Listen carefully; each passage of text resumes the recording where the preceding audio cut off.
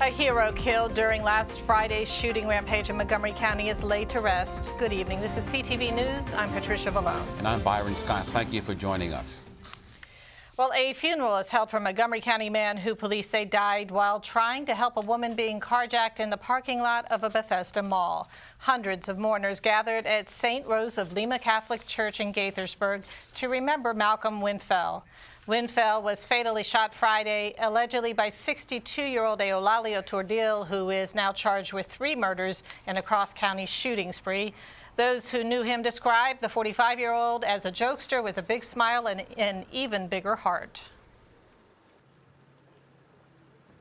He was a gentle giant. He was a happy-go-lucky guy. He was never angry. You know, he took everything in stride and just made people laugh all the time. He was a jokester, a prankster. No one was free of his jokes, but he did it all, you know, in good fun and made up for it just by always assisting others. I'm a retired government employee, and while I was employed with the Naval Surface Warfare, Mike did a lot of projects for me, always at my desk, moving furniture or setting up furniture, and always at my desk with that smile, that pretty smile. I heard this news in North Carolina, and I was just devastated. So I was just compelled to come here, and I wouldn't miss it. I want everybody to know, you know, how much of a great person he was, and that he'll never be forgotten, and that he was our superhero. Winffel leaves behind a wife and 2 high school-aged children. A GoFundMe account has been started to help his family through the difficult time ahead. Some state lawmakers are trying to help crime victims and their families get the money they need faster to cover the cost of funeral services and other needs. Organizations like Community Advocates for Family and Youth in Prince George's offer support resources and minimal monetary assistance. The Maryland Criminal Injuries Compensation Board reimburses individuals and families who qualify for losses as a result of crime. Today, stakeholders gathered for a meeting to go over the process and discuss how they can work better to get funds out faster. Some jurisdictions are lengthy. It depends on the circumstances of the case, far as the death certificate, far as investigations on the family's part.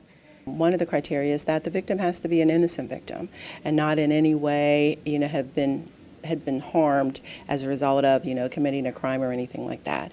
And so part of it is you have to verify that before funds are released. So there are some reasons why it may be delayed, but we're hoping today through a discussion that everyone will have a better understanding on what the process is, and so then we can maybe improve the turnaround time.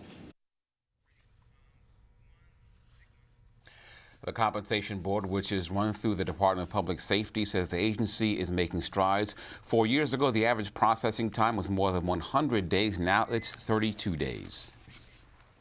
State highway officials say the heavy rains may have caused a steel plate that was covering a large pothole on a bridge along I-95 near Ritchie Marlboro Road to become loose. It happened around 8:30 last night. This morning, crews worked to temporarily fix the problem and shut down several lanes.